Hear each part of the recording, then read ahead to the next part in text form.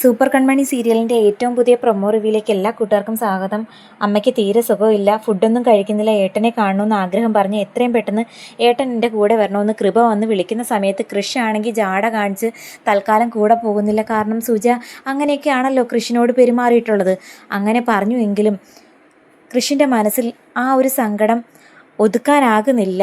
കൃഷിന് എത്രയും പെട്ടെന്ന് തൻ്റെ അമ്മയെ കണ്ടേ പറ്റൂ എന്ന് പറഞ്ഞ് തിരികെ സാഗർ കുടുംബത്തിലേക്ക് വരുന്നുണ്ട്. അങ്ങനെയൊന്നും സാഗറോ സുജിയോ ഇനി ആൻറ്റിയമ്മയോ എന്ത് തന്നെ പറഞ്ഞാലും ദേഷ്യത്തിൻ്റെ പുറത്ത് പറയുന്നത് അങ്ങനെയൊന്നും കൃഷിനെ ആ കുടുംബത്തിൽ നിന്നും അകറ്റാൻ ആർക്കും പറ്റില്ല. കാരണം അതൊരു ആത്മബന്ധമാണ്, രക്തബന്ധം അല്ലെങ്കിൽ പോലും.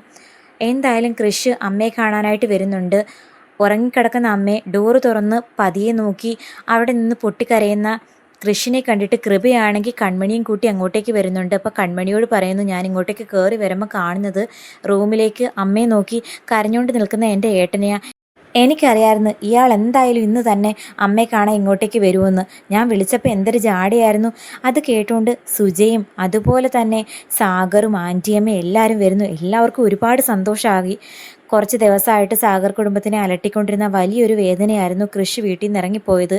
എന്നാൽ കൃഷിയായിട്ട് തന്നെ കയറി വന്നു എന്ന് മാത്രമല്ല, അമ്മയ്ക്ക് സുഖമില്ല എന്നറിഞ്ഞപ്പോൾ അതറിഞ്ഞ് ഓടി വന്ന കൃഷിനെ കണ്ടിട്ട് സുജയ്ക്ക് സന്തോഷവും അതുപോലെ തന്നെ സങ്കടവും വരുന്നു. താൻ കാരണമാണല്ലോ ഇങ്ങനെയുള്ള ഭവിഷ്യത്തൊക്കെ ഉണ്ടായത്, താൻ തെറ്റുകാരിയാണ് എന്നുള്ളൊരു കുറ്റബോധവും പേര് തന്നെയാണ് അവരവിടെ നിൽക്കുന്നത്. എനിക്കറിയാമായിരുന്നു മോനെ, ഉറപ്പായിട്ടും നീ എന്നെ കാണാൻ വരുമെന്ന്, ഈ അമ്മയോട് ക്ഷമിക്കണം എന്നൊക്കെ പറഞ്ഞ് കെട്ടിപ്പിടിക്കുന്ന സമയത്ത് അമ്മ എന്നോടല്ലേ ക്ഷമിക്കേണ്ടത്, ഞാനല്ലേ അതിര് വിട്ട് പെരുമാറി അമ്മയെ വേദനിപ്പിച്ചത് എന്ന് പറഞ്ഞ് രണ്ടുപേരും പരസ്പരം മാപ്പ് ചോദിക്കുന്ന സമയത്ത് രണ്ടുപേരും മാപ്പ് ചോദിക്കേണ്ട ആവശ്യമില്ല. തെറ്റുകൾ ആർക്കും പറ്റും, അതൊക്കെ ക്ഷമിച്ച് മുന്നോട്ട് പോകുന്നിടത്ത് ആ വിജയമെന്ന് സാഗറും ഉപദേശിക്കുന്നു. അപ്പോൾ ആൻറ്റിയമ്മയ്ക്കൊക്കെ ഭയങ്കര സന്തോഷമാകുന്നു. എല്ലാവരും കൂടി ചേർന്ന് ഗംഭീരമായിട്ട് കൃഷിൻ്റെ തിരിച്ചു വരവ് ആഘോഷിക്കുന്നു. മാത്രമല്ല ഫുഡും മരുന്നും ഒന്നും കഴിക്കാതിരിക്കുന്ന സുജയ്ക്ക് കൃഷിൻ്റെ കയ്യാലെ തന്നെ ഫുഡ് വാരി കൊടുക്കുന്നു. അപ്പോൾ കുറ്റബോധവും പേറി അവരാണെങ്കിൽ ഓരോ ഉരുളയും മേടിച്ച് കഴിക്കുന്നു സങ്കടത്തോടെ. താൻ എൻ്റെ മകനോട്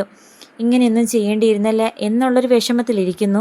അതേസമയം മാനസിയാണെങ്കിൽ സാഗർ കുടുംബത്തിനെ അലട്ടുന്ന പ്രശ്നം എന്താണെന്ന് കണ്ടുപിടിക്കാൻ തുനിഞ്ഞിറങ്ങാൻ തീരുമാനിച്ചിരിക്കുന്നു. അപ്പോൾ അച്ഛനോട് വന്ന് ചോദിക്കുന്നുണ്ട്, ഞാൻ എന്തായാലും അങ്ങോട്ടേക്ക് പോകട്ടെ, എന്തായാലും ആൻറ്റിയമ്മയെ വിളിച്ചിട്ട് കാര്യമൊന്നുമില്ല, അവർ വ്യക്തമായിട്ട് കാര്യമൊന്നും പറയുന്നില്ല, ഞാൻ അങ്ങോട്ട് ചെന്നാൽ മാത്രമേ ഇതിൻ്റെ എന്തെങ്കിലും ഒരു ഹിൻറ്റ് കിട്ടാൻ സാധ്യതയുള്ളൂ എന്ന് പറയുമ്പം ജയമോഹൻ പറയുന്നുണ്ട്, പോകുന്നതിന് തെറ്റൊന്നുമില്ല, പക്ഷേ അവരാരും നിന്നെ അക്സെപ്റ്റ് ചെയ്യത്തില്ല, നീ എന്തിനു വേണ്ടിയിട്ടാണ് ചെല്ലുന്നതെന്നുള്ള കാര്യം അവർക്ക് വ്യക്തമായിട്ട് അറിയാം. അപ്പം മാനസ പറയുന്നു, അച്ഛൻ്റെ കൂട്ടുകാരനല്ലേ, കൂട്ടുകാരനൊക്കെ തന്നെയാണ്, എൻ്റെ ഏറ്റവും വലിയ കൂട്ടുകാരൻ തന്നെയാണ് എൻ്റെ ഏറ്റവും വലിയ ശത്രു, അത് നീ മറക്കണ്ട. എന്തായാലും ഈ ഒരു സാഹചര്യം എനിക്ക് കിട്ടിയ നല്ലൊരു ഇൻവിറ്റേഷൻ തന്നെയാണ്, ഞാനത് യൂട്ടിലൈസ് ചെയ്യും എന്ന് പറഞ്ഞ് മാനസയാണെങ്കിൽ സാഗർ കുടുംബത്തിലേക്ക് പോകാൻ റെഡിയായി നിൽക്കുന്നതും കാണിച്ചുകൊണ്ടാണ് പ്രൊമോ അവസാനിക്കുന്നത്. എന്തായാലും ഇനി മാനസ ചെന്ന് എന്തെങ്കിലും കുത്തിത്തിരിപ്പുണ്ടാക്കി സാഗറിനെയും അതുപോലെ കൃഷിനെയും അമ്മയൊക്കെ മനസ്സ് വേദനിപ്പിച്ച് വീണ്ടും വലിയ പ്രശ്നത്തിലേക്ക് കാര്യങ്ങൾ കൊണ്ടുപോകാനാണോ, ഇനി സത്യങ്ങൾ തിരിച്ചറിയാൻ വേണ്ടിയിട്ടുള്ളൊരു നമ്പറായിരിക്കുമോ, കാത്തിരിക്കാം.